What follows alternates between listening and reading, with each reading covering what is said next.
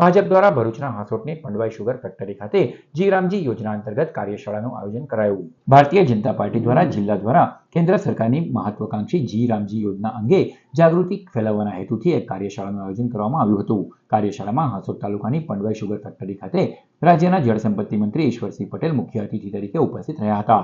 તેમણે હાજર રહેલા ગામના સરપંચો, આગેવાનો અને કાર્યકરોને જી રામજી યોજનાની વિગતવાર માહિતી આપી હતી.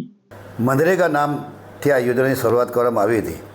મિત્રો, આ જવાહરલાલ નહેરુનું નામ કોંગ્રેસવાળા જ કહી દીધું, લોકોને એક અપપ્રચાર કરીને કે આ યોજનાઓમાં આમ થશે તેમ થશે, પરંતુ આ યોજનાની અંદર જે વીબીજી રામજી યોજના છે, યોજનાની અંદર જે ભૂતકાળમાં મનરેગામાં 100 દિવસની રોજગારી મળતી હતી, આ યોજનામાં 125 દિવસની રોજગારી પ્લસ ગુજરાત સરકાર દ્વારા વધારાની 60 દિવસની રોજગારી, એટલે કે ખેડૂતોનું ખેતી કામ ચાલતું હોય એની અંદર પણ આ મજૂરોને મજૂરી મળવાની છે.